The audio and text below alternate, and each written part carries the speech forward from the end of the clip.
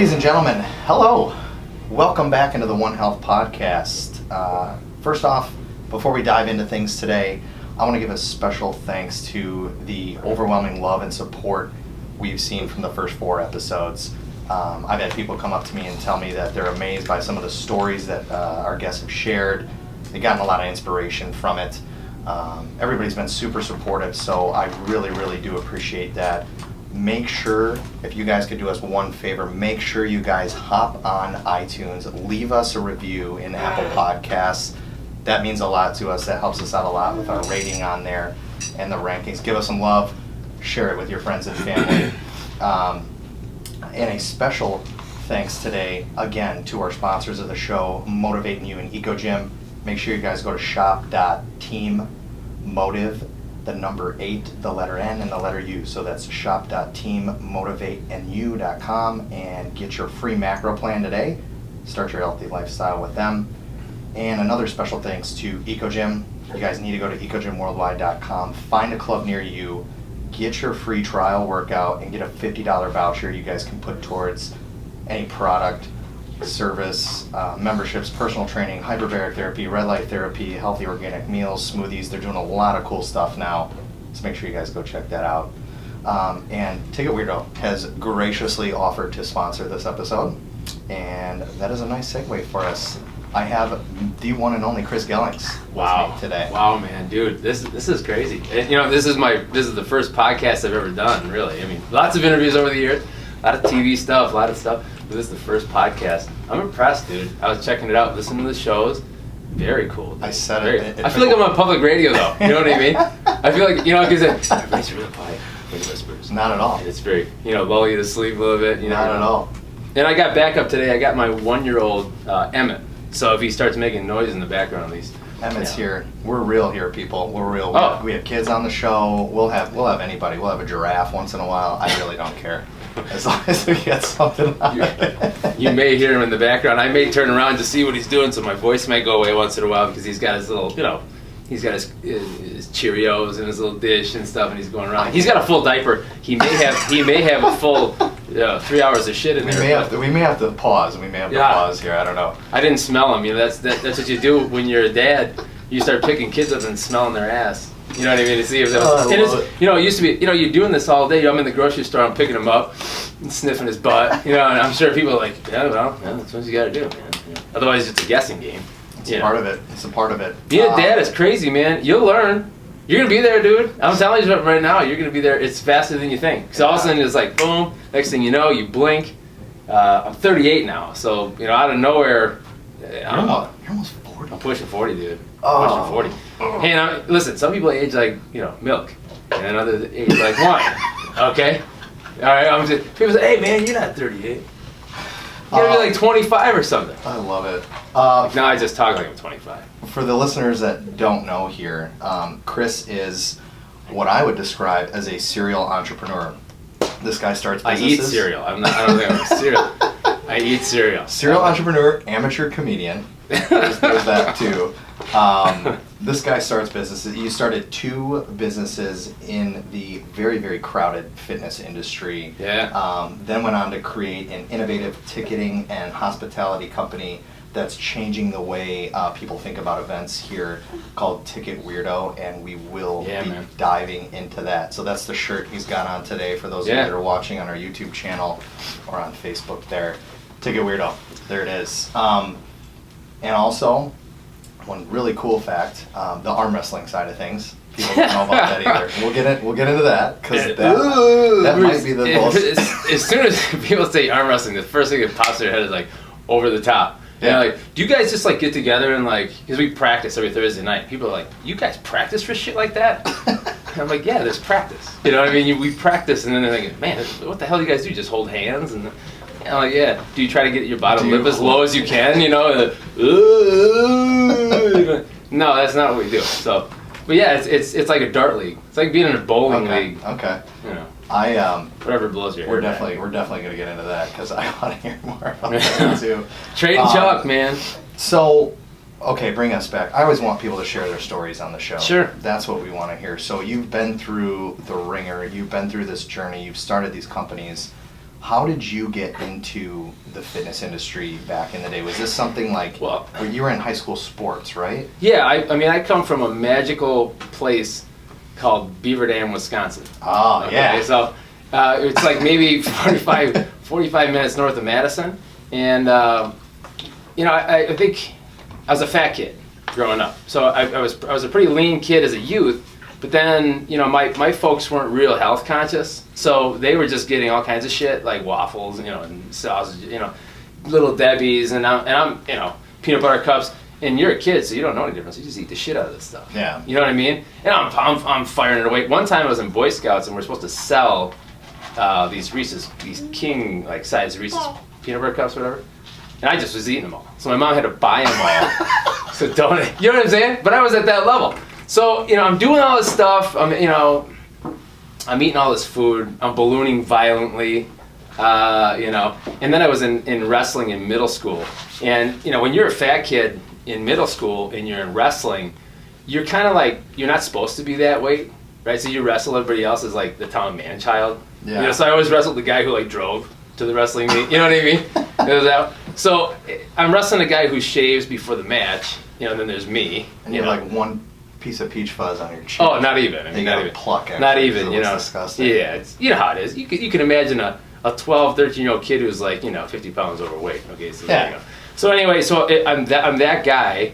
And then in high school, I remember I always liked lifting weights and working out. My dad kind of did it a little bit, but I thought, well, you know what? I mean, if I'm gonna be fat, at least I better be strong. If I'm gonna be. So as I'm getting into high school, I took on weightlifting, and I'm a lineman in high school. Eventually went on to college, played football in college. It was a lineman in college. So when you're 6 feet tall, I was a short dude. So I'm like a starting lineman on the lacrosse team, University of Wisconsin lacrosse.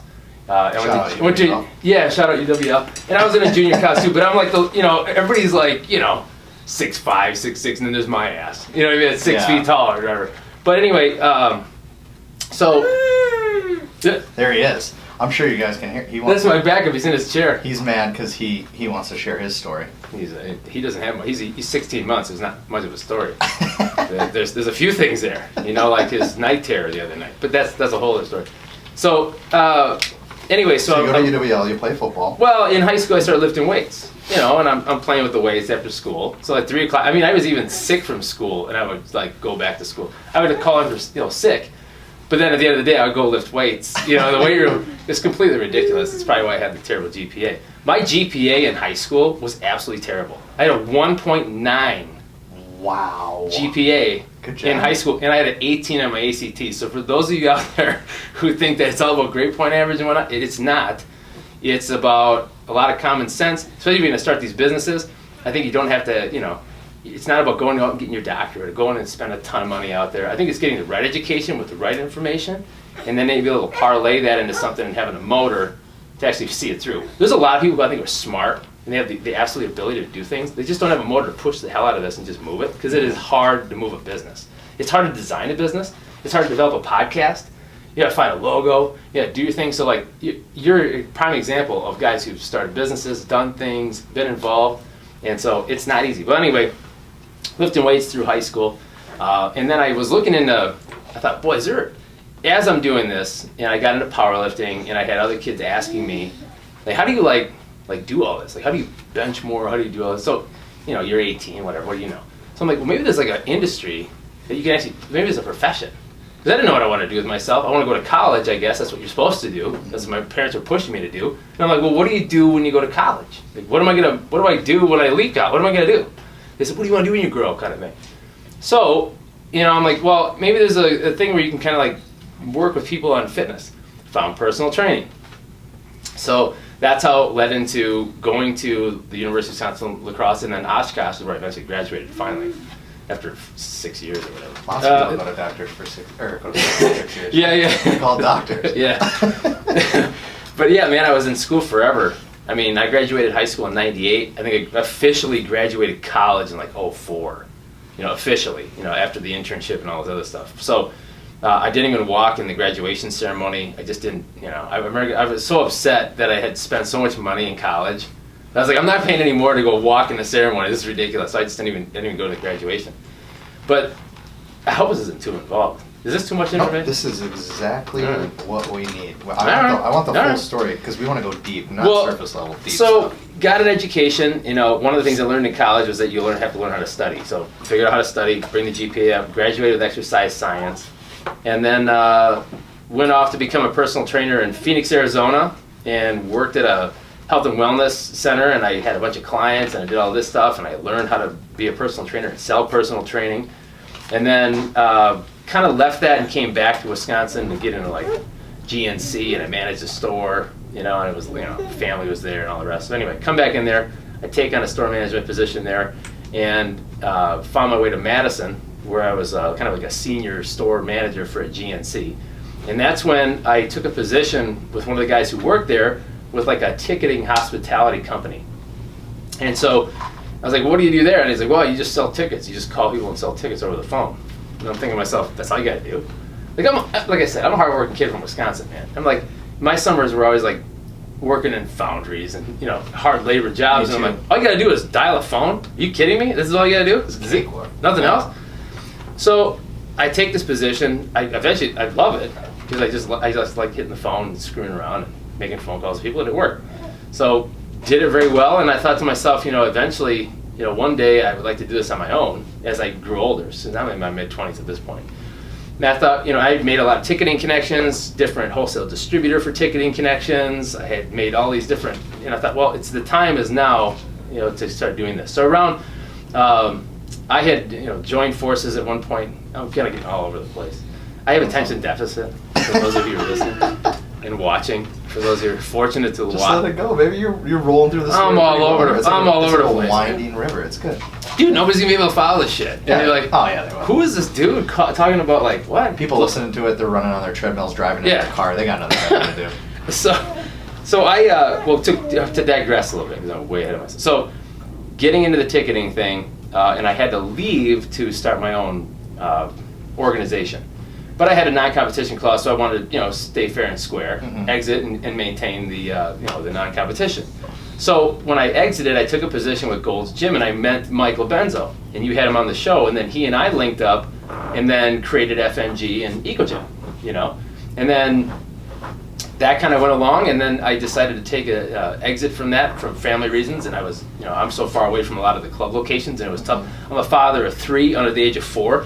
And for those of you listening who are also fathers or parents of children at that age, you know, sometimes you wouldn't wish that on your worst enemy. You know, so it's challenging, to say the least.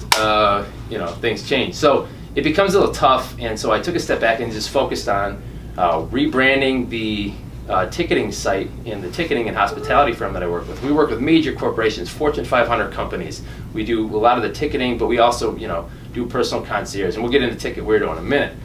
Ticket Weirdo is revolutionizing the whole thing. Yeah, no, I was going to say, I think that's a really good segue into what is Ticket Weirdo. So, well, as my friends out of Boston would say, Ticket Weirdo. It's get weird. That's real weird.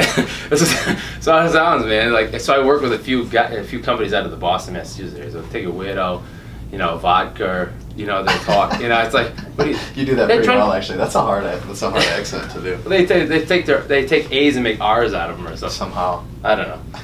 What's Emmett doing back here? He's trying to cleanse. He's in the car seat. Don't worry about it. We're good. Well behaved kid here. He's good. Yeah, he hasn't made any noise lately. So Ticket Weirdo. Ticket Weirdo.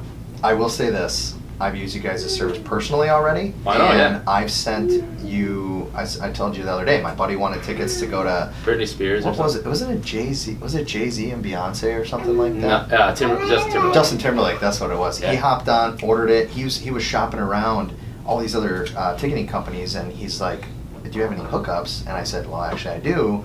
Let me hook you up to this website. Let me get you my promo code. Go check this out. And he saved a ton of money on it compared to the other places. So you started Ticket Weirdo. What was the inspiration behind that? How I know you want to be different. Obviously, the name itself lends. The name is different. But what was your thought process in creating this ticketing company? Well, just like anything, I think if you everything out there is pretty boring. You know, it just sucks. It's just Ticketmasters or StubHub, Captain Ticket. Yeah, it's just really there's nothing real memorable about it, number one. And number two, there's a lot of missing, things that could be just a value add to people for buying tickets, okay?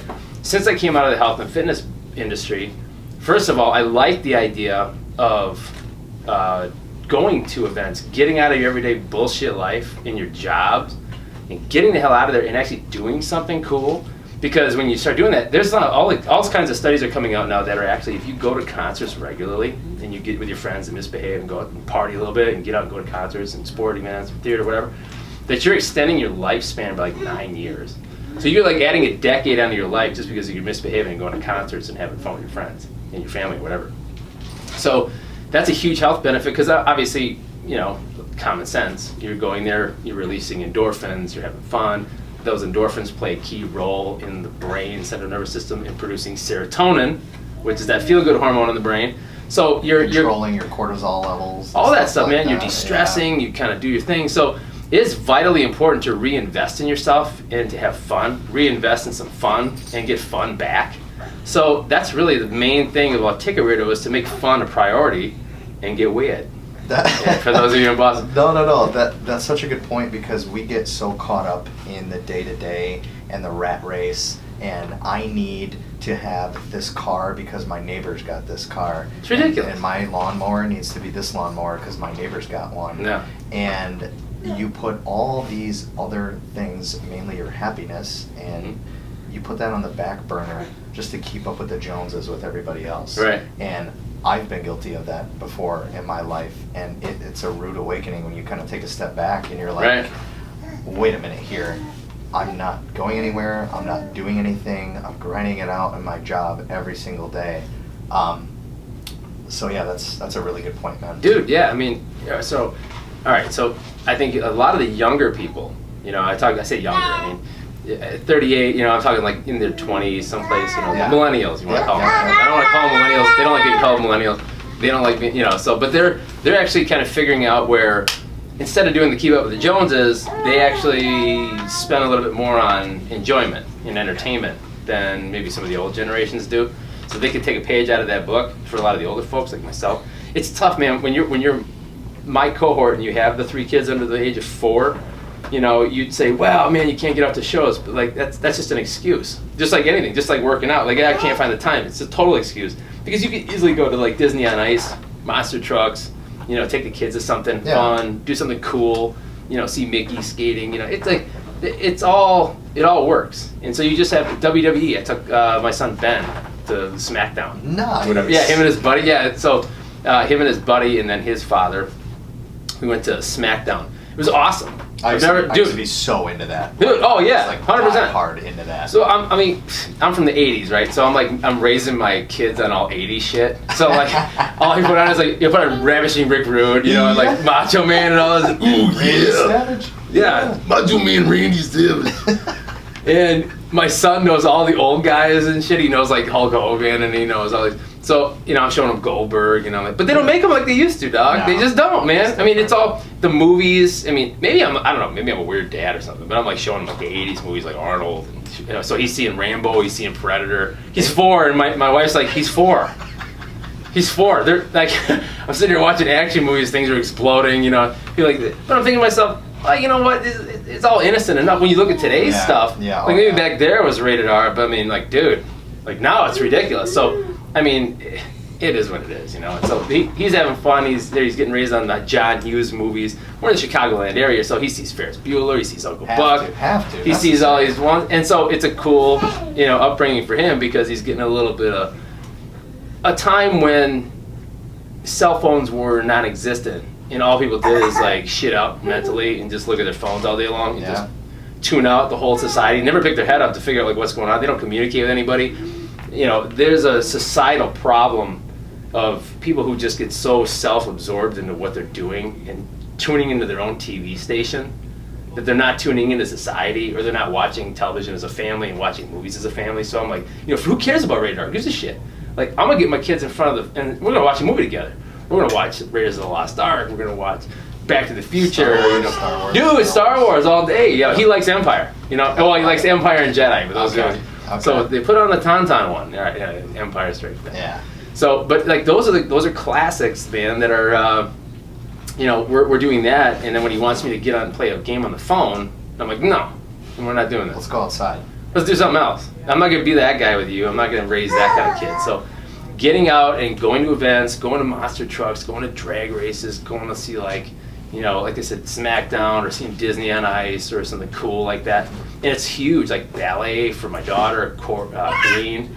Like, she just loves stuff like that, man. So it's important to kind of go out and get experiences, because here's the reality, and I've always said this, even in the health game. You're born into this world and then you die. That's a certainty, right? And what you do in between that is totally up to you. So fill it with things and be a wealthy soul, and fill it with experiences along your path, and just load up, man, because then eventually when the sands of the hourglass leave and they're done, that's it for you. And you can't take it with you when you go, but you can take the memories and experiences that you made along the way. So that's where Ticket Weirdo's real essence and raw why. It's like it's enabling people to kind of get back their weirdness, one event at a time, and stop being so serious about things and worry about things that are totally unimportant, but actually refocus on actually what matters, and actually go with your family, do things, go make memories, go get the photos, get the videos, whatever, if you need to have that. But I mean, it's mentally there for you, where we were together, remember that. So I think that's why the Ticket Weirdo really exists. Now, when your Ticket Weirdo is easily, and I say this, I'm biased, I get it, we're the most explosive online ticket broker, period, dude. Like, because it's the only site where you can actually get your own membership, okay? You get your own promo code that you design for yourself, that you, your friends, your family, your coworkers, employees, or clients, or whatever you want to use it for, they can all use this promotional code so that you can go get tickets, you save on it, and then you get cash back rewards. What? What are you doing? He's excited about saving money on these tickets. Dude, he's so tight. Dude, he's stoked about the savings. Look at him. He's a pretty good kid. I didn't know what he was going to do when he got in it. I don't know. It's a roll of the dice with a 16-month-old dude. It's a roll of the dice. This is what I want on this show. This is what I want. Oh. So if I want to go on and get Hamilton tickets, I can go on your website and get that? Yep, you just go on there and you go to get tickets, go there. You can search it right in the search bar. So just type in Hamilton, it pops up, and it'll automatically geographically search near you. So if you live in Glenview or something, hey, there's not going to be an event in Glenview, but guess what? You're going to have something at the theater in Chicago. Okay. So it'll pull all those dates for you. It's super simple, dude. You go to ticketweirdo.com, get tickets, go to search for it, and super easy to use, super simple. There are no hidden service fees with Ticket Weirdo. That was one thing I noticed. We're big on trust, dude. When I went to buy my tickets on there, because you go on so many other websites and they say, okay, this ticket's $65. You get all the way through till you're just about to check out. Plus payment information. Oh, here it comes. Here's a service fee for $35 a ticket. Yeah. And you're like, what? Yeah. And that's one thing I noticed when I went on and ordered mine on yours. There was none of that. The price what the price was from the start all the way to the end. You put your promo code in, it goes south, not north. You know what I'm saying? So here's what ticket companies will do. And for those of you listening who don't have an understanding, or you're like, ticketing, okay, I usually go here, I just do a search. Here's what happens. Ticket companies will do what's called a markdown and then a markup.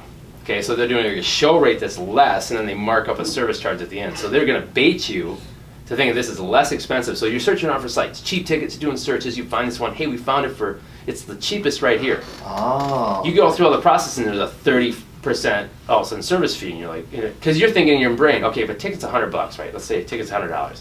And it's showing on one site for like, man, there's only $80 here. There's $20 cheaper here than opposed to here. Well, let's just get them here. So they do. And in your brain, you're thinking, all right, so 4 tickets, $80 a ticket. Okay, cool. So $320. You're thinking, okay, neat. And all of a sudden you think, maybe with some tax, we're in the $350 area, right? We're someplace in there. All of a sudden you go through the whole process, and the next thing you know, you're in the 500 someplace, and you're like, wait a second. Did I click an extra ticket or something, dude? Like, wait a minute, what the hell just happened? So there's a huge sleight of hand, which I think it really, in today's era, we're a lot different. There's information being exchanged. I think trust in a business is much more important today than ever, because word of mouth spreads not only so fast in word of mouth, but digital word of mouth is enormous. And when you have people like, this sucks, this is garbage, I got paid, I got paid service fees, they lied to me, it's like no good for anybody. So Ticket Weirdo is built on trust, where you see the cost for what it is. If you have a promo code, you save from there. So your cost always goes south, goes down, never up.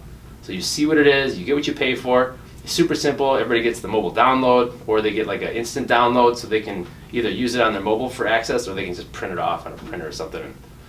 You get the download instructions, print it off on your printer, take that if you want to. So either way, super simple to use. That's awesome, man. So you guys do, I saw on your website, you guys do some work with charity too. Yeah. Which I think is so huge from a business standpoint. I think you need to give back. Yeah. So a lot of these businesses out there, they take. They sell you. Right. Once in a while, it'd be good to turn on the news and hear something about how Yeah. this company donated this to this, or Yeah. this company did this to this.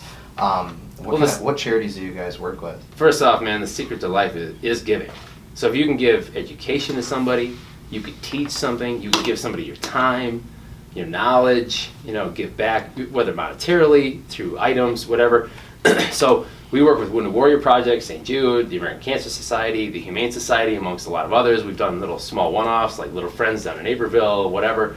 But we traditionally, what we do is over the course of the year, we'll donate maybe 20% of our net profits back to a charitable cause, and just spread it amongst some other ones, like I said, the Wounded Warrior Project, St. Jude, those types of ones. So we always try to want to give back in those areas, because that's important. And so when you buy a ticket through Ticket Weirdo, a portion of your purchase is always going to go back to a charitable cause.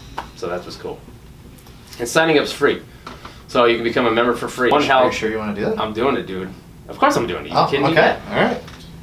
One Health is going to have its own promo code. So any of the One Health fans that are out there, when you buy tickets through Ticket Weirdo and you search for your tickets and you go to checkout, enter promo code One Health, and you'll knock 10% off your purchase for life on unlimited purchases. And anybody can use it. So spread the word, spread the weird. That's awesome. Okay, spread the weird, and do your thing, and then buy your tickets and use the One Health promo code. All together, One Health.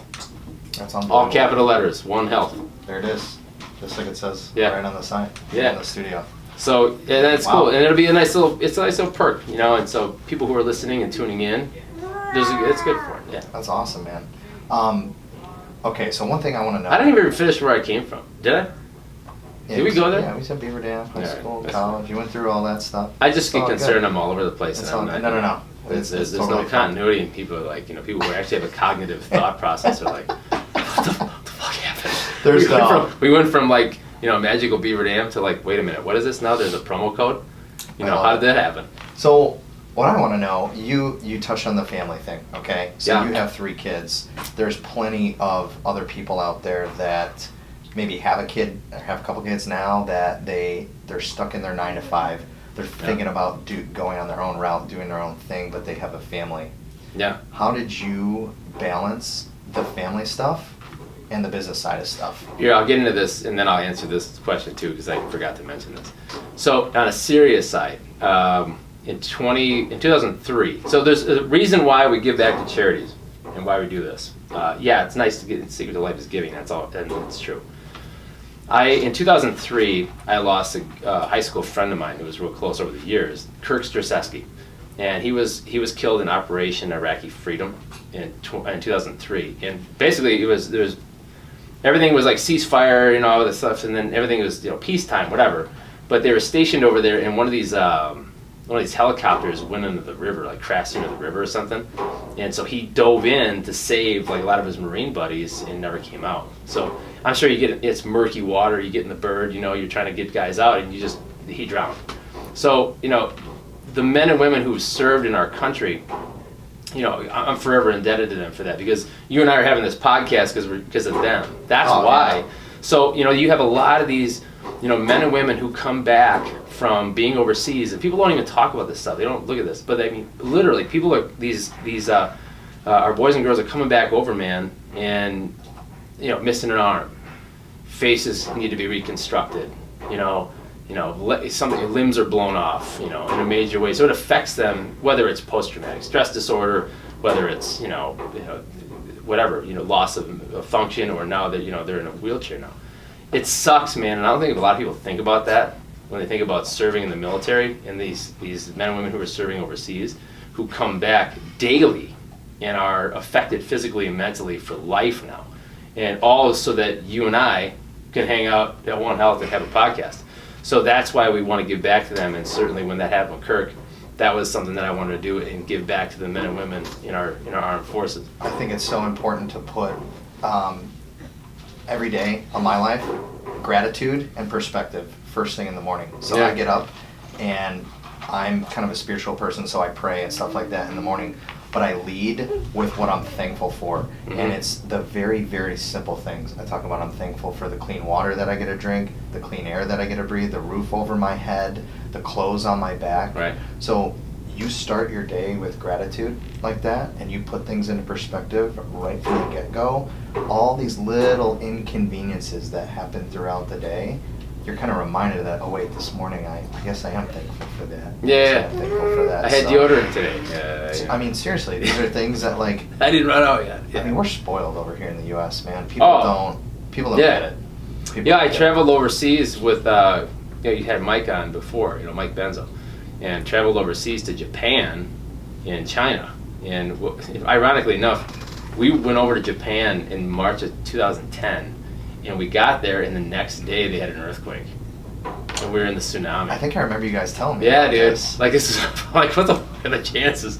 Oh Like, my this is God. why I don't travel overseas. Because I'm gonna get there, and there's gonna be some major catastrophe, and I'm not gonna be able to get out of here. So there was like legitimately an earthquake.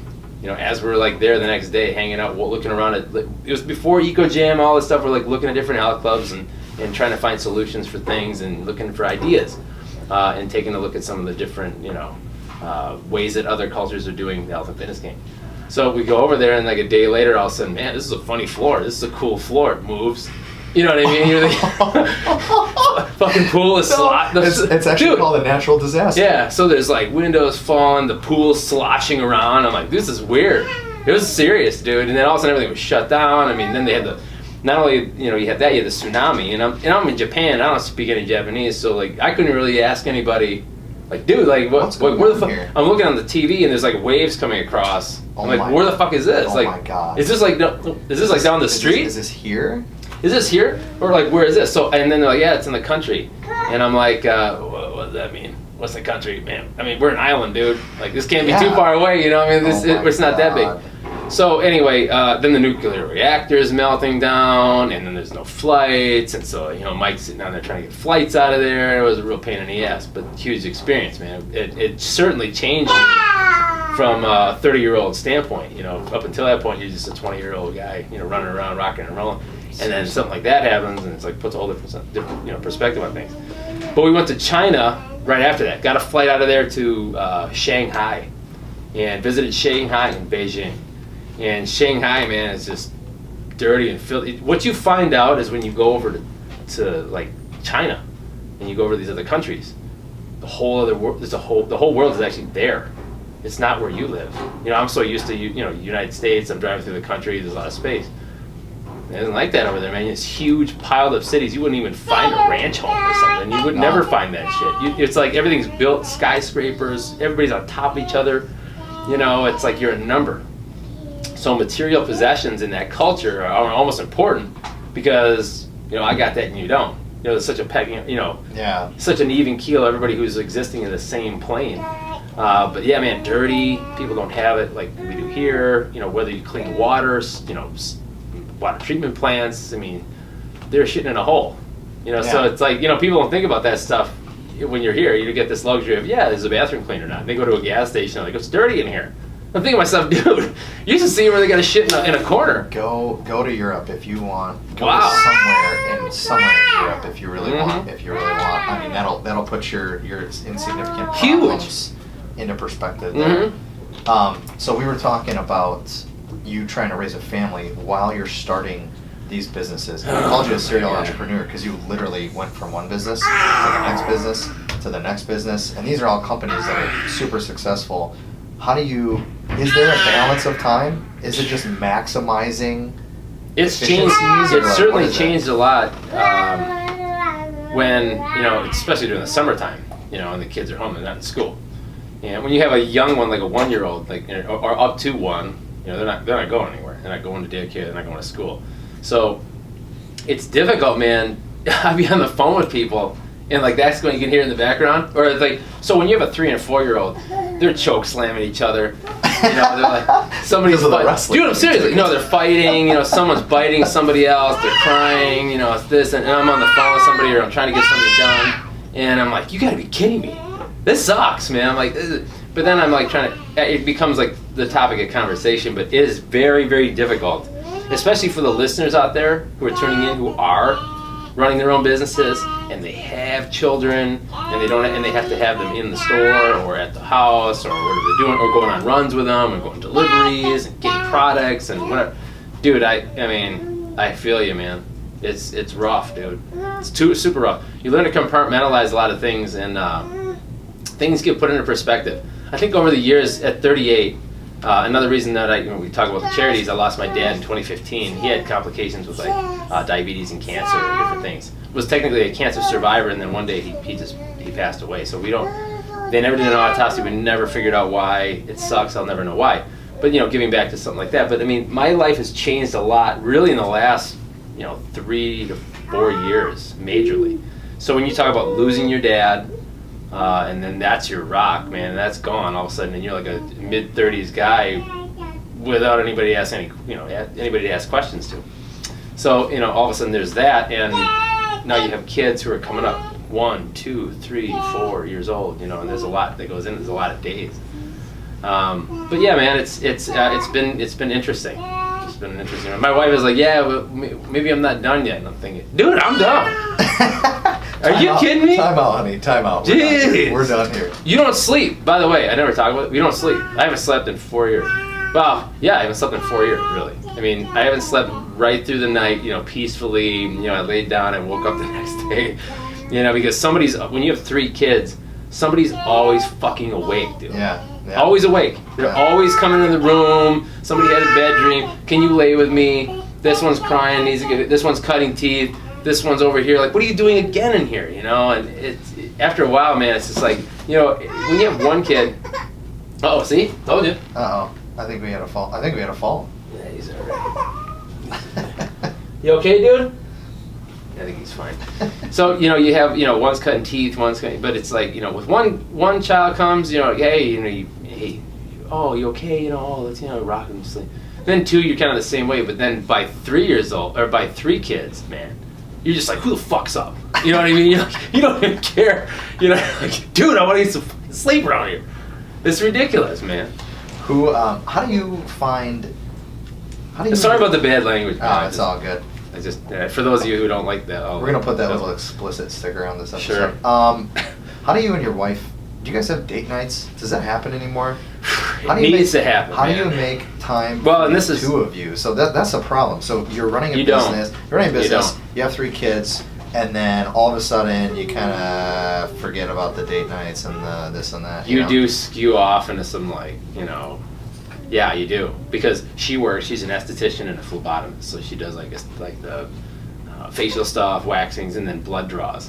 So she works with a place up in Barrington, and so she's got that, and then I'm doing this, and then by the time you get home, you're really, the kids you're home from school, dinner, you gotta get bath, to bed, and then not sleep. Somebody's fighting that, someone's getting stupid, someone's getting ornery, someone's fighting somebody.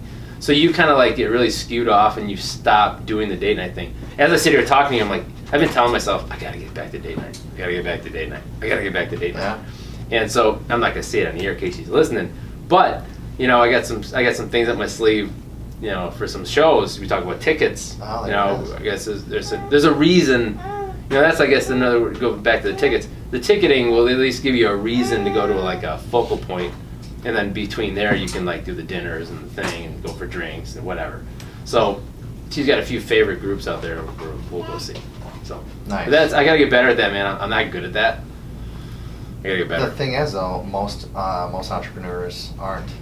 They really aren't. They're not good at making time for that. And I think it's very, very important, as well as making time for yourself. Well, it goes back to the same thing. I'm my whole life I've been telling people there's no excuse, figure it out. Because you really can. If you really want to break it down, you can actually figure it out. No matter what your circumstances, whatever, you still, no matter what, I don't have time to get to the health club to work out. Yeah, you do, man. Like, you can figure it out. If you really want to do it, you figure it out. So there's nothing that's ever going to get too crazy that you can't figure out. But lately it's been, it's been tough to figure out. I'll just say that. It's not impossible. It's been tough. We're moving to a new home. We're renovating that house as we're moving into it. You got the business, you got her work, you got the kids are back in school now. Someone's going to get picked up at a certain time. This one's going to have to start daycare now because there's just no way. So, there's a lot of things that start coming and going, man. And, that's why I say, stay here. Stay as long as you can. Don't have Happy Gilmore. I can't wait till I go to high school. That's Billy Madison. I can't wait till I go to high school. Don't you say that. Don't you ever say that. Stay here. For the love of God. Stay as long as you can. When are you... Okay. So, to segue into this Sure. arm wrestling thing, you got exercise. When are you getting your workouts in?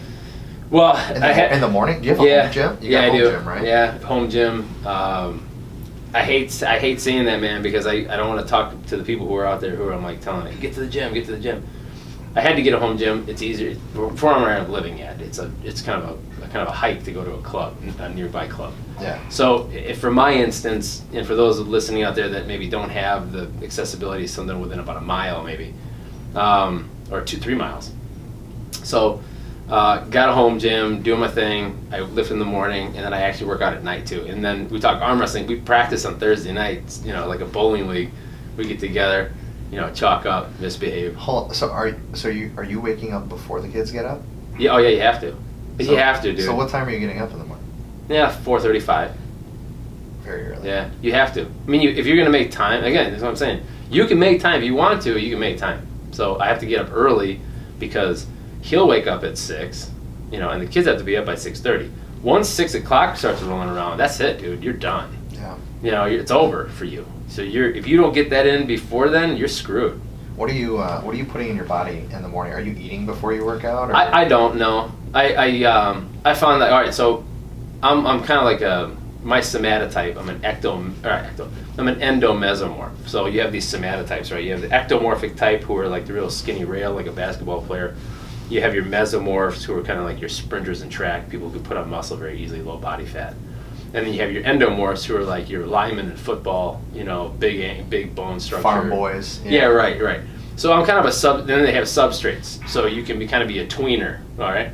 So I'm a tweener between the mesomorph and the endomesomorph, whatever. Endomorph and mesomorph, so I'm an endomesomorph. I don't know why I'm talking about this. Anyway, no, this is good information. But I'm the type of person who I don't need to eat a lot. I can put on muscle and body fat very easily, in both, right? So it's not like I got to struggle to do that. I can put on weight if I just look at a cheeseburger. So I don't eat in the morning. I just get up. I have some amino acids just for something, so that I can just whatever I'm using the amino acids, and I'm not using from what I have. It's like an insurance policy. That's like a protein shake, but just for me, the amino acids. Work out on an empty stomach, crank away for an hour and a half, then wait an hour, and then eat, and then that way I'm kind of like still chewing off a little of my ass a little bit, chewing off the body fat. Trying to keep the body fat down, it's not easy to do like it used to be. When you're younger, you can kind of obsess and control things a little easier, like your nutrition. Hey, I'm gonna do some cardio right here.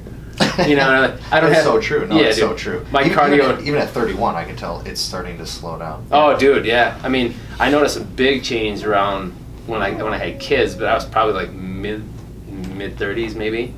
And I really noticed, man, I really gotta fucking pay attention here. I really gotta watch my shit. So my cardio now consists of pushing a stroller in you know what I mean, or going for a bike ride or Daddy something. daycare. Yeah, daddy daycare. So that's my cardio, is pushing a city mini or whatever. So then, what kind of meal are you having after that hour? That's usually a protein shake and maybe some eggs. Okay. Like 4 eggs and a protein shake with some oatmeal I mix in it just for some texture and some carbohydrates and stuff like that. So I try to eat clean. For throughout the day, I think I eat clean enough where I'm eating like some chicken, a potato. I love, everybody who's known me, dude. Chris is the sweet potato king. Yeah, dude. Everybody's like, dude, what are you eating that shit again today? I'm like, yeah, I'm having chicken breast and sweet potatoes. Like, dude, you eat that every day. And I'm like, well, yeah, I know, because it's like, it works. and it gives me a lot of nutrients, especially the sweet potatoes, dude. Like, potatoes are awesome. Yeah, they get this bad rap with this carb shit. I don't know what people on this whole starch and carbs and whatever. I'm like, dude, if you literally live like a caveman and all you did is ate things that swam and fly, or even red meat, whatever, and then you ate vegetables. That's all you did is that and vegetables, meat and vegetables, and you lived on that, and then you worked out, and you went about your life, and you ate meat and vegetables. I can guarantee you within like 3 or 4 months, you'll be a whole different human being than what people are now. Like, yeah, eat healthy. I had the healthy start. Whole 30 this, well, keto this. I had a healthy start, microwave dinner, and that's healthy, right? It says low fat. I think to myself, oh my God. One thing I'm learning by having different fitness experts on the show is that these diets, these fads, they come and they go. Right. And it's way more simple when you really boil it down, like you just said. Dude, yeah. If it swims, if it flies, or if it and vegetables. slowly walks and grows Yeah. in the ground. That's it. Eat it. If you qualified everything you put in your face by that, so when you ever made a decision like, all right, so this thing, a bread, okay, well, did it grow on a tree or something? No. No. It was manufactured, so just don't eat that. Yep. Well, it says healthy crackers or healthy low fat this or whatever. It's a Pop-Tart. Don't do it. A Reese's peanut butter cup. It didn't come out of the ground, dude. Like that wasn't gardened or something. So don't eat it. Just don't. And you should eat stuff like that. You should treat yourself. Never cheat yourself. But have that, stick it on a day where it's like a cheat day. Like my cheat day was always like a weekend or something where it's like, hey man, all bets are off. And I mean that. If somebody has a cheat day, all bets are off, dog. Just do it. Just have some fun. Eat what you want to do. Go to Taco Bell. Turn up the heat. Cheesy gordita crunches, baby. I'm an Nacho Bel Grande guy. But yeah. When you do that though. Thank you to our Taco Bell sponsors. Yeah. I slid it in there, right? But no, I'm serious, man. When you do that, when you have a piece of strawberry or a piece of pineapple, then it's like an explosion of flavor in your mouth. If you're eating cleaner, though. No one got fat on fruit, dude. They say, well, fruits are bad. Like, okay, yeah, I get it. Like, they release more. So you have something called the glycemic index. All right? Now, this is going for the... This is good. So glycemic index, all right, so it's the amount of insulin that your pancreas is secreting, based on what kind of food you're ingesting. Like, okay, so if I take in, table sugar, my pancreas is going to receive the message and kick out a lot of insulin. Now, insulin is just a storing hormone. It literally just takes sugar and it just stuffs it in the cell and it doesn't give a shit. So the more insulin you have in your bloodstream, the more quote-unquote storing hormone you have in your bloodstream, the more you're prone to storing body fat. Because if you just don't utilize it, you're going to shelf it. It's like buying too many groceries. You just put it on a shelf or something, right? Or put it in your cupboard or your pantry. So, you just bought in surplus. So you ate in surplus and... sorry about that. I thought for a second he was under the table. Never mind. Sorry about that. Attention depth, shiny object. You gotta, and that's another thing. You gotta have your head on a swivel with these kids. I'm serious. Oh yeah. Because they'll wander off and he'll be signing up a member or something. He's doing good. So, who has a hard time taking off body fat? You don't want a lot of high insulin. You don't want a lot of things that have a high insulin response, and so a lot of times eating a very moderate food and a moderate glycemic index, like your sweet potatoes or oatmeals or things that are just a very something that's very low on a glycemic index would be like vegetables and those types of things. I mean, they don't have any sort of insulin secretion when you ingest it. You take in a vegetable, there's like your pancreas doesn't care. There's like no blood sugar needed to be, or no insulin needed to be kicked out for increasing your to store it. So anyway, just in layman terms, I stay away from things that really kind of spike insulin. And if you look up a glycemic index, they'll give you a list of foods that are on like a high glycemic index, and you want to stay away from them and eat things that are a little bit more moderate to low for your carbohydrate sources. But you need energy, man. You need food and you need fuel. Like you say, there's all kinds of fads, fastings, and these other things. But I think if you really boil this down to just a healthy lifestyle, and a lifestyle is something you can just do without even thinking about it. It's just you just live like that. Like if I said, hey, I'm going to eat anything that swims and flies and vegetables, and if I qualify anything, I could have anything I want. It just falls under that context and under that umbrella. So I think that's easier for people sometimes than just counting calories. Because you're not going to get fat. You're not going to become this huge blimp on grapes. I totally agree. Yeah, eat the shit out of pounds of them. Are you a small meals throughout the day guy? Or you just eat one like 3 meals, or what do you? All right. So when I was younger, and I competitively did the bodybuilding, you know, and I was doing that, and I'd be dieting for shows. I would eat like every 2 to 3 hours, and that works because you're doing the resistance training, you're doing your cardiorespiratory exercise, your cardiovascular exercise, and you're eating every couple hours, but you're eating like tuna fish and, you know, half a sweet potato. You know what I mean? It's, you know, so when the people say eat 2 to 3, you know, every 2 to 3 hours, some people are thinking, all right, so cool, so I have McDonald's, and then I'll go over here and I'll have it. Like, no. Like, literally you're having a portion of protein the size of the palm of your hand and a portion of carbohydrates the size of the palm of your hand. And that's really the size of the meals you should really almost be eating, is a portion of protein the size of the palm of your hand, a portion of carbohydrates the size of the palm of your hand, and some vegetables the palm of your hand. And if that's your serving, and you start to look at your hand, you're like, all right, so that protein piece that big, carbohydrates that big, so that pretty soon that's not a whole hell of a lot. You know, that doesn't occupy one of those little guys, those little plates. Everybody's eating on these big ass plates. Those things are like 12 inches in diameter. Like when they grab dinner plates, they grab these bad boys. If you just grab the little saucers, the little guys, here, just jam it on that. And then that's another lifestyle change. I just literally changed the plate size I use. And when I load this sucker, I'm done. You know, and if you just live like that, your portions are reduced. It's easier to follow. But I used to do this every 2 to 3 hour shit, you know, and then after a while it became ridiculous. Especially if we talk about having kids, or you're doing something, or you're on the road, or you're traveling, it becomes a little bit ridiculous to think that you can pack and do all this stuff. Can you do it for short term? Sure. You know, 16 weeks before competition, God, I can pull that off because there's an X in the calendar. There's an end to this shit. But I think when you talk about like infinity in your life, you know, you gotta be a little reasonable. Pretty unrealistic for a lot of people. Yeah, so I think if you just kind of control what you're doing, and if you take in your breakfast and you have a really healthy lunch and you have a healthy dinner, and you're following the context of those types of things, and you're making foods and not getting them out of a package, I think you're golden. And then a lot of times just like don't have anything that would really spike your blood sugar after 5 o'clock at night, 5, 6 o'clock at night. You know, any carbohydrates are kind of really, it's like having something your body's not going to use anyway, you know. So sometimes, you know, people are like, well, I drink juice. It's orange juice. It's real orange juice, you know. That's healthy, right? And I'm like, well, yes, it's healthy, but it's the time you take it in. So if I'm blasting orange juice at 9 p.m., that's not good for you. I see people do that. Oh, dude, well, I wake up in the middle of the night, you know, I have my orange juice, and I'm thinking, dude, why? You're not even going to use that. Your body doesn't need that. You're going to go lay down. So your body's going to, like, first your insulin's going to go up. Your pancreas is going to kick out a lot of insulin. It's sensing there's a lot of sugars that have to be stored here. And since they're not being used and there's no physical activity to back it up, it's like, well, we don't even really need this shit. Let's just stick it here in the closet. Let's stick it in the pantry. Let's stick it here in the fridge. And that's what it does, and it just keeps putting, so people are actually eating the right things. It's just when they're doing it, their timing's way off, and they're actually gaining body fat, and they're eating healthy. Just because they're just spiking their insulin and not controlling their insulin, you know, when they take in those foods that do that. So timing is a big thing. Dude, I think timing's everything. Because you can still, if you're going to have garbage and you're going to have like big meals, do it first thing in the morning. Like do it in the morning because you're going to metabolize all that. Burn that as the workday goes on. Yeah, you metabolize all that stuff. And I think society has it all different because we always sit down for dinner. And somehow it got to the point where your dinners are your big fucking meals. You know, like that's where you really load up. That's the big dog.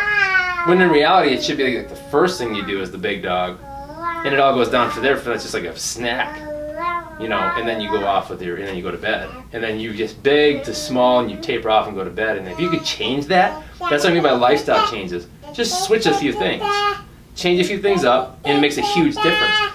Most people are always looking for this instant result shit. You know, what can I get out of it? Make this diet change, I'm on this diet. But if you're better to make little change over a longer period of time than a big ass change and span it over a little period of time. So anyway, that's my 2 cents on eating. Keep going. I like these. These are good, man. I'm blowing the dust off some of the, you know, because a lot of times, and I haven't even thought about this stuff, honestly. With everything going on, I don't even think about this. I mean, you're asking these questions, it's awesome, because I'm like going back, like, oh yeah, I forgot about that. And I'm reminding myself too now as I'm talking about this stuff. So I mean, you were a personal trainer for a while, so you got to see transformations in people, and you got to see fads over the years. Yeah. And the biggest thing I tell people is small changes first. You know what pisses me off? Here's what pisses me off. All of this bullshit in fitness these days. There's always like the new shiny object. You know, and hey, what's this? And oh, there's this thing. Oh, there's this diet. Or there's, hey, you hear about this workout play? Like, listen, and the number one basic that has always stood the test of time. You need 100%, male or female. You need to build as much muscle as humanly possible that your hormone levels will let you build naturally. Build the shit out of them. Try to put as much muscle as you can on, because muscle occupies less space than body fat does. So you've always had those diagrams, those little things you hold at the doctor's office. Here's 5 pounds of muscle. It's like the size of the microphone. And then here's 5 pounds of fat, and it's like the table I'm at. You know what I mean? Yeah, You've seen that? So there's like a huge contrasting difference. So muscle occupies less space than body fat does. Your goal is to actually do the heavy lifting and the compound movements and the real grinder shit that's hard to do, and build as much muscle as humanly possible. Because if you do that, not only are you going to be metabolizing a ton of calories while you're doing it, but you have such a residual caloric expenditure because you have all that micro trauma in your muscles. You're sleeping at night and your body's metabolizing so many more calories just sleeping, than if you're just walking around and doing like a bunch of cardiorespiratory exercise. So you're fueling yourself just sleeping there. And then when the more muscle you have, the more cells your body has to sustain, you just have a higher metabolism. Your caloric expenditure throughout the day is just so much higher, because you just have to carry much more cells that are developed now, and that's your benefit. So now you're actually benefiting, and you're metabolizing and burning more calories just sitting here, me talking to you. Here's a caveat I want to say. So all the women that heard you say that think, oh my God, I don't want to look like a female bodybuilder. But then you said one very important part. Yeah. As much as your hormone levels will let you. Yeah. Females, unless they are taking estrogen blockers, steroids, this and that, right, you're not going to look like a female bodybuilder. Right. You're not. That is purpose. It's purposely done, and it's intentional. Yeah. That women look like that. Right. So I think it's it's amazing how in coming through the fitness game. I mean, I've seen so many women who don't understand even testosterone. People say that testosterone, that's like roids, isn't it? Like no, that's a synthetic testosterone. That's outside of the body influence. That's like you're giving yourself something that is not normally produced by your own pituitary gland and whatever. But so you're asking your body you're producing more. Let me start over. If I inject something like a synthetic testosterone, I'm elevating my testosterone level to like far more than my natural body would ever produce. So yeah, that's why guys who are on these steroids, they look enormous and huge. Dude, he's like going through your filing cabinet. You're gonna have shit missing. I think he just found a tax form and he was. Did you find that? We're trying to hide that. Is he working on a car back there? It's like it's like he's reorganizing your filing cabinet. So women are like, they think muscles, they think, Arnold Schwarzenegger, and this fantastic, and you be training over there, and working quadriceps, okay, because there's 4 muscles there. But no, it's really, you're actually, you need to really bang the weights. You need to try to boost the testosterone that you produce naturally, male and female. Women need to understand the testosterone game too, because if they look at males and they want to be lean and not carry as much body fat and water retention and bloatedness or whatever, but you need to have more of that hormone. So your body produces more of that hormone naturally. But if you do the compound movements and you do those things that activate big muscle groups, legs, back, heavy labor stuff, the real stuff that actually is like pushing a car type labor, that's going to activate a lot of big muscles, and that's going to really increase your amount of natural growth hormone and testosterone that you're producing naturally, that your body already does, but it's maximizing its own production. So over the course of time, you're leaner, you're harder, you have less body fat, you have less water retention, and you're firmer. And people say firmer, but you're like, you just feel like you have less visceral fat around your organs. Oh yeah, man. That's another important thing. People say, well, I want to tighten and I want to tone. That's great, but they just want to walk on a treadmill and maybe putz around on maybe some select rise machines, and they work small muscle groups like arms or shoulders or biceps or deltoid muscle or something very small. There's no real release of growth hormone or testosterone there, so they're not going to really get the results that are residual all over their body by just activating that stuff. Yeah. So yeah, man. I mean, men and women alike you need to really bang and get after it and start pushing heavy weights to build as much muscle as humanly possible. I mean, if their goal is to, like, I'm going to see how big I could get, what they would actually find is they're actually going to get smaller. Now, talking about the women, listeners out there. Like, if they were to say, yeah, I'm going to try to get smaller, but you know what? I'm going to try to get as big as I can. I'm going to lift as much as I can like the boys. And they did that. But now you're actually seeing a lot of women figure that out. So it's awesome now, because now I'm watching a lot of the women out there are figuring out, like, if I want to look the way I want to look, I'm going to work like the boys. And they start adapting this whole thing, so they're not going to work out like women should, what the society has told them. You see this in CrossFit now. I mean, look at CrossFitters. You look at these CrossFit women, I mean, they're the ones that are on the CrossFit Games, you know, those are sometimes, for some women, that'd be a little much. Yeah. But I mean, take a few steps back from that, and all of a sudden, man, these women look awesome. And what are they doing? They're doing pull-ups, they're doing deadlifts, they're like cleaning, they're rowing, they're moving, they're rocking, they're rolling, they're cranking. And that's why they look the way they look. And so if you want the legs, you want your legs like the way you want it to look, or your butt the way you want it to look, you need to start rocking and rolling. Right, Emmett? He sat back down, right? You heard him. He was right, dude. He was into that. He was banging it. He was fired up about that, because that's true. You know. So anyway. No, this is all good stuff, man. I'm so glad I got to have you come on. Me too. And I didn't know we were gonna go way into this fitness route, but that worked out perfect. Let's keep going. I want to keep going, dude. I want to keep going. I like, I really, that's my roots is fitness. I think that I'll never stop exercising or working out. Right? I'm gonna get Emmett going too. Like, for my kids, I've got them going. They're already lifting weights. They're already screwing around. We gotta make it fun. So I think if I can form good habits in our youth.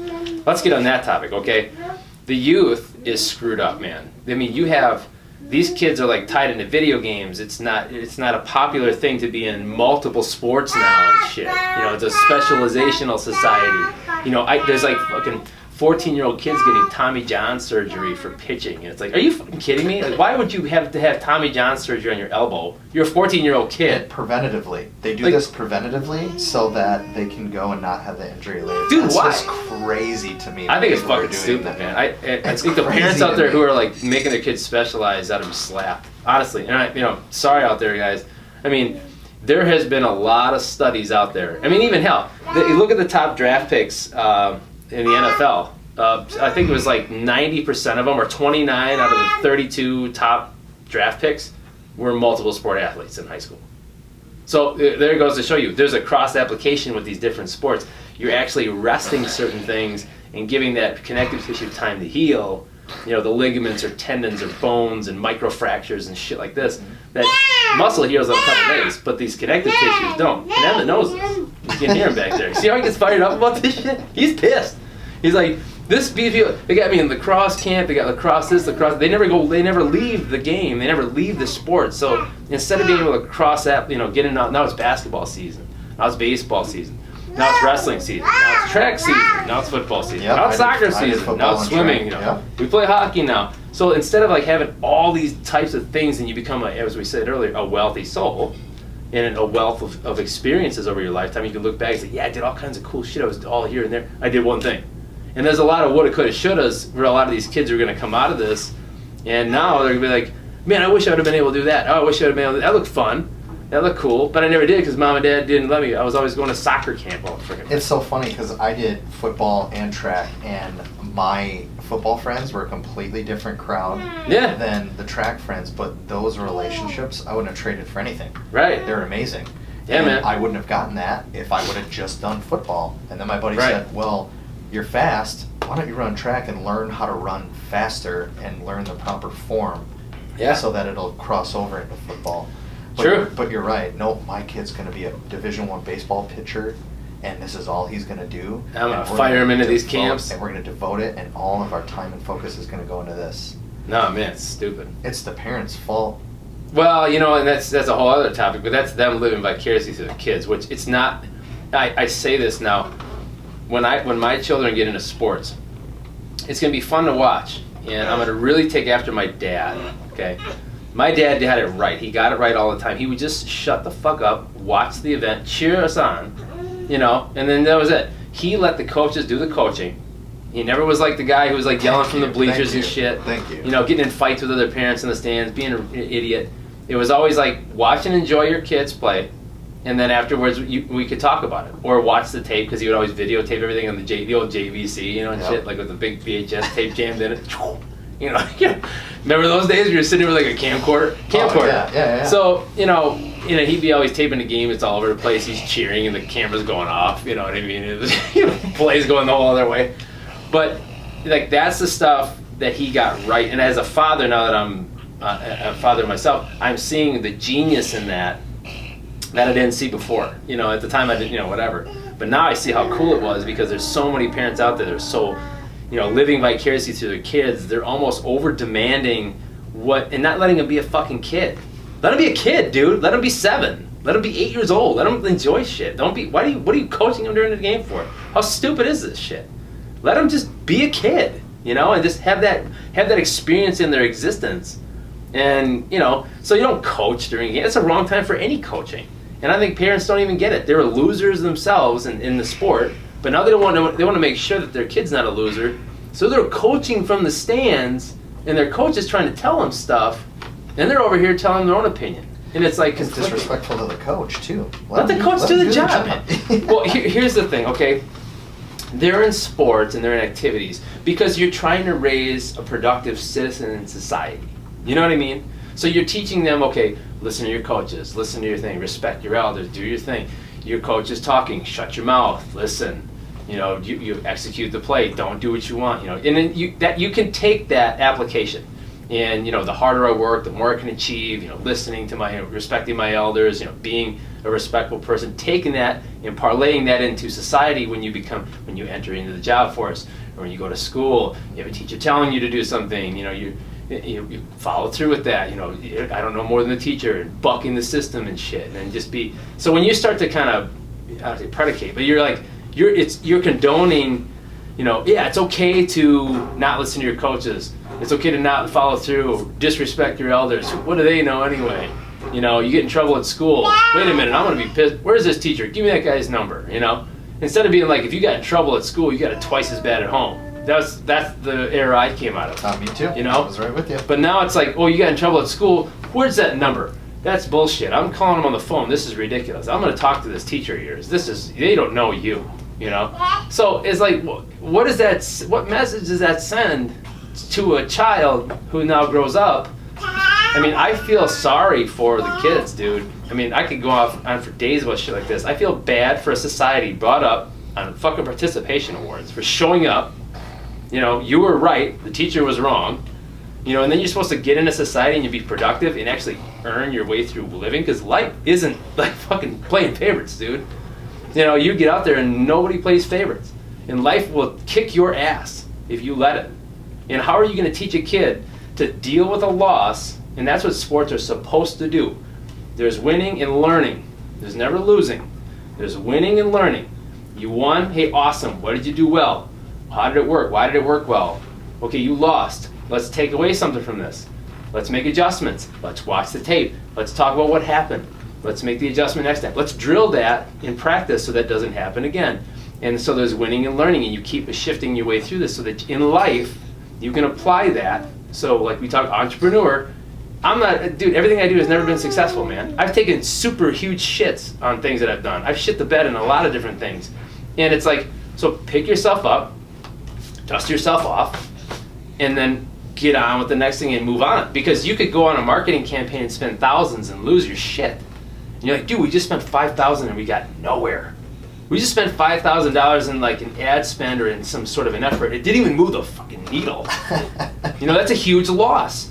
So instead of crying about it and complaining and then being like, well, this is bullshit, this sucks, and having an attitude about everything, it's like, all right, so let's take a step back. Okay, why didn't it work? Let's evaluate this, let's analyze things. Well, I got that from sports, upbringing, and just grinding it out and having that application. So that's what I think the youth needs to get back to is, if you got a trophy, that's because you lost more than you won, and now you've prepared yourself so that you are a champion. You've gotten to the point where you have a definitive winning and losing. And I think that's why I like arm wrestling still. I don't give a shit if you participated. If you go out there and get your shit kicked out of you, you wouldn't even care about taking a trophy home. You'd be like, this is why. Like, I went up here and got smoked. I'm this kind of stupid. That's like, I like those sports that have like a very objective winner and loser. Wrestling, you got pinned, dude. front of everybody. Like, Yeah. you lost, bro. So even if you got a medal, like, you're gonna be like throwing this in the trash. Like, why the fuck would I have a medal? I just got pinned. I lost. Why would I even like care about this? Yeah. I got a trophy now for what? Getting stuck? Yeah, that's not cool. So there's like this like common sense to things instead of what's going on lately. We see that in our industry in hiring.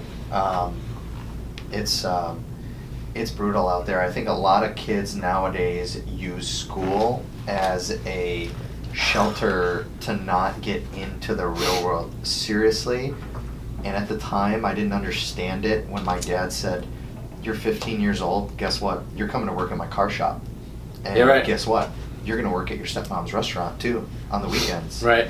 And you're going to learn the definition of earning what you want." Because I started Right. asking for these things. Hey, can I Yeah. go to this movie? Can I get a car? Can I get this? Can I get Why don't that? you save up? Yeah, and then Right? So then it was, I figured out really quickly, I don't have to go and ask them for anything. I can just work a couple extra hours here, and then I'll just tell them where I'm going. I'll just tell them I'm going to go to this movie, go with my girlfriend to this movie. I'm going to go, oh, you want a car?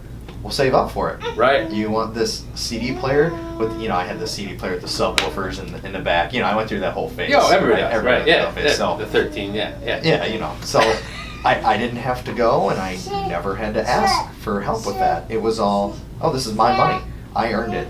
If I could give one piece of advice to a kid in college or even coming out of high school, get a job, man. Oh, yeah. Even if your parents aren't pushing you to, go get a job and fail and make mistakes. Yeah. And then you're going to learn from all that. And then later in life, you're going to look back like I am now on it and go, thank God my parents pushed me to do those things. You Yeah, know? man. I think it's easier to teach a young dog trick. You can't teach old dog new tricks, right? That's the whole Amen. saying, right? So you can't, once you have this like, 19, 20, 20-year-old, son or daughter who thinks they know everything, that's very hard to unwind, instead of like just doing this and starting early and then moving it up from there. Hey, work for $1 an hour. My dad used to say, well, you can work for $1 an hour. And if you want to buy something $10, it's 10 hours. So like, okay, so mowing the grass, that's an hour. So we, log that, and then you'd log these, log these little jobs, whatever, and you'd log your 10 hours, you'd make your $10, and you could buy your $10 thing you want to get.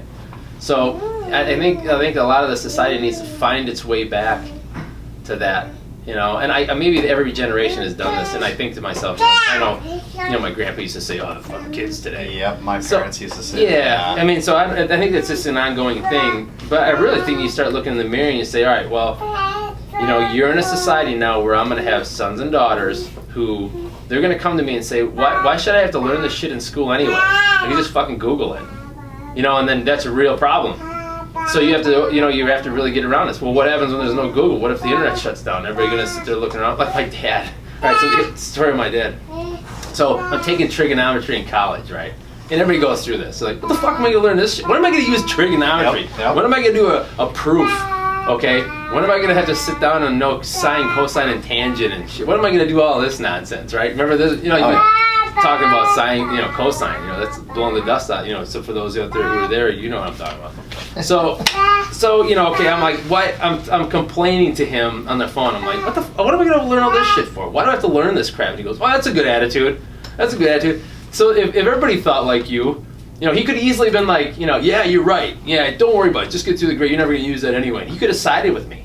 But he didn't. And he was like, oh, that's a good attitude to have. If everybody thought like you, then every time a trigonometrical problem came up, they'd all stand around looking at each other with their finger in their ass. And it's awesome, Dad, right? So like that's what you needed to hear. That's what I needed to hear. So I took that, I laughed. I was thinking to myself, pretty funny, everybody standing around with a finger in their ass, looking at each other because no one knew how to do trig. But it made sense that, someone has to learn it, and you should learn these things so that whenever you run into a situation in life, someplace, that you at least have the basis knowledge that you can actually survive in society. And honestly, I think you see a lot of that going away, man. And now, look at it, the trades are a huge deal. You can't find, I got a buddy who works in a car dealership, they can't find automotive techs. He's like, you know what it takes? Because one guy like got drunk or something, threw himself out of a car and like, something. And I'm like, I was like, what happened? He's like, yeah, one of the techs got hammered or something and threw himself out of a car. I'm like, oh, that sucks. And he goes, that's terrible. He goes, there's no techs out there. No. You can't lose a tech. You never would find one. So nobody wants to do this stuff. So again, I think it's important that you learn to work on your own vehicles. You learn how to do your own thing, change your own brakes, something great. So now they have YouTube out there, you could figure everything out. I mean, that's the beauty of that. You could go to YouTube University and figure it out and do it yourself so that you don't have to run into a problem where you're handcuffed when a situation arises and somebody tells you, well, this is what we got to do and it's going to cost you X amount. You have options. And I think that's a real important thing. But getting back to like the kids, I think it's important to like teach them lessons on a primal level. And primal, is something that is easily measured. The harder they worked at something, the better they did. So if you got a trophy, that's because you won something and you or placed in something, and now you got an award because you did a really good job. And maybe you had to work your fucking ass off to get to that, but then that's okay. Arm wrestling. I got third place at this Michigan State last weekend. And, well, yeah, whatever, but I hate third, right? Everybody does, so I'm hard on myself, right? But here's the deal. There's these big gorilla trophies for the top 3. And there's 12 guys in my class. So there's these huge gorilla trophies. And for the past 4 years, I didn't place. I missed last year, didn't go, but the first 2 years I went, I didn't even place in the top 3. So guess what? I get to watch everybody else getting their name called and going up and getting their trophy, and I didn't. And it affected me. It's motivation, man. It affected me in a good way, and I'm glad that existed because that's the fire you need to stoke. That's what you need to do.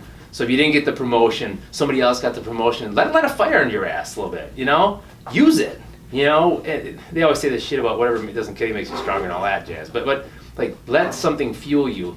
Let it make you mad enough to say, fuck this, man. I'm never going to let this happen ever again. And I'm going to put in the time that I need to so that I can be on the opposite end of this so that my name is called. I'm the one getting pictures taken. I'm the one on the posters. I'm the guy that ever the TV cameras are. That's the motivation. So when people look at that, there isn't an instant gratification to stuff like that. You are literally inching your way along. And then between now and getting the trophies, you're going to have to get your ass kicked a little bit too. Yep. You got to take another loss because it's going to come bite you. And it's a matter of just being able to get in and out of these wins and losses with a positive attitude over the years. And so that's what the kids need to figure out. And they shouldn't give them trophies for showing up. I agree. And that's a hard pill for a lot of parents to swallow there. Yeah, for somehow it got weird. They call it the pussification of the society or something. But it's real. And for some reason somehow it was like, well, we want to make everybody feel special. Because somewhere somebody didn't take the lesson of you lost, you didn't do well, you should work harder at it if it matters to you. Mm-hmm. And they didn't want that. They just wanted people to feel special all the time. But it's seriously affecting, you said employment. When you hire people, these young men and women who are coming out, dude, I mean, it's almost strange for them to say, well, you got to earn your way through and, earn your stripes and get. We still on camera? Camera just stopped there for a second. We got to figure it out. Anyway, so I always like to end each show by having you share something. Oh. So I want you to give us 2 pieces of advice. I've been giving you all kinds. All right, I know you have. You really have. I shouldn't even gone on a tangent. Give me the two bullet points to live by, to carry on. It could be health and fitness related. It could be parent related. It could be entrepreneurial related. You've shared a lot. 2 tidbits of really, really good information that these guys can take with them. Man, that's a tough thing to ask a guy, man. Not to put you on the spot or anything. Wow, the 2 things. I think less is more. I think you need to get yourself focused on what you want life to be about, man. I really do. I think you need to trim all the shit off and get all the nonsense out of your life that you just extraneous just noise and it's a distraction. Less is more. When you dial down, you dial right into what really you give a shit about, then do that. Whatever that is. Okay? Whether it's a negative influence of friends or people or a job you got or a relationship you're in or, you're whatever. And the other thing is, I would say, you need to start challenging yourself, because you're not. You're really not. You're not really challenging yourself at all. You know, if you think about it in your day, you're coasting. And you're going to be unhappy with that coast shit. You're coasting in life. So, you know, in the end of this whole deal, in the sands of the hourglass are almost up, you're going to look back and say, I woulda, shoulda, coulda.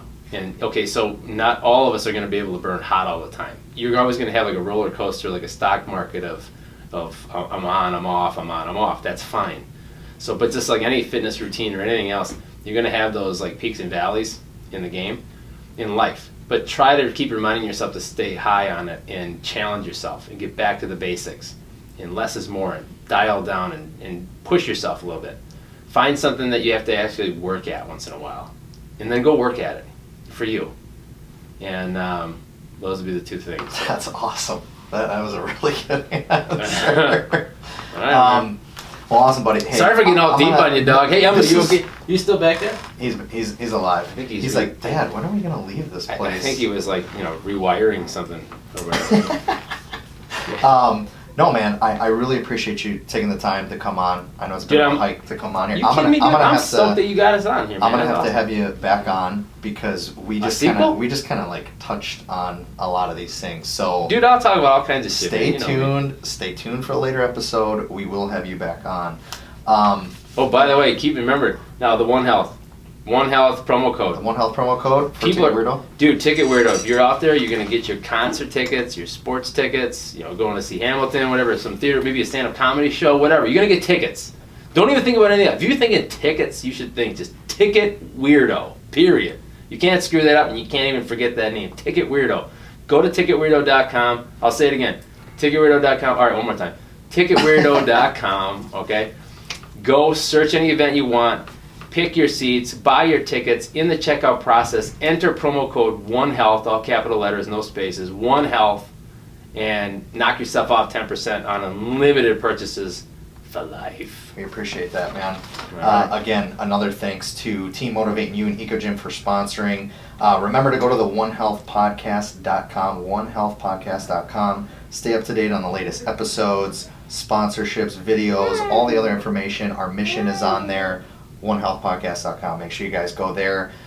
We learned a valuable lesson about scheduling.